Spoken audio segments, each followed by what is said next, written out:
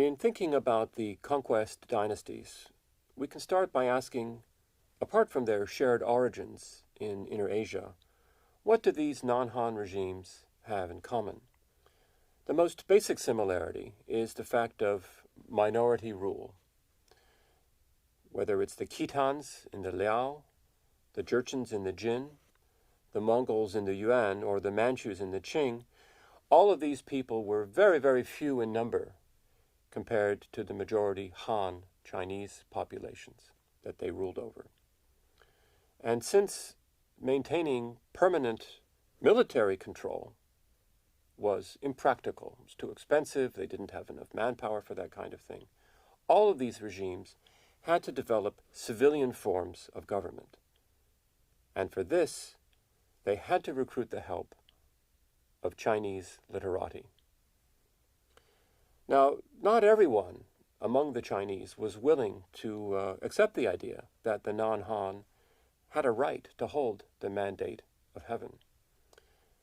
So to overcome this resistance and to gain political legitimacy, non-Han rulers in the different conquest dynasties all had to make some compromises as to how they governed. That is to say, they had to share power with the Han elite. Such compromises ran directly counter to the natural inclination of many of the conquest elites themselves, who felt that they had to hold on as tightly as possible to military and political power in order to maintain group solidarity. So this created a natural tension in all of the conquest dynasties.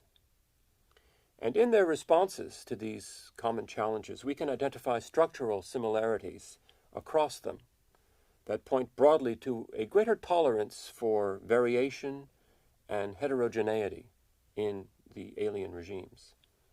I'll mention 4 areas where we can see some commonality in these responses. These areas are martiality, polyethnicity, multilinguality, and what I call administrative promiscuity. Very briefly, martiality simply refers to the fact that all of these regimes began as what we'll call war machines. They were highly militarized and mobile societies that prized the virtues that we typically associate with warfare, and they were geared for making war pretty much full-time. By polyethnicity, I refer to the fact that under the conquest dynasties, it was a given that the population of the state consisted of a lot of different kinds of people, not just people who thought of themselves or who were regarded by others as Chinese, but lots of other kinds of people as well. So there were multiple options for how people might go about identifying themselves. This connects directly to the next aspect of the conquest dynasties, multilinguality. Under all of these regimes, there were a number of different languages that were in common use very frequently, both at official levels as well as at popular levels. The government kept large numbers of interpreters and translators on hand to carry out its business, and non-Chinese scripts were often on display, carved on stele or on the money, reminding people that it was a non-Chinese elite that was in political control.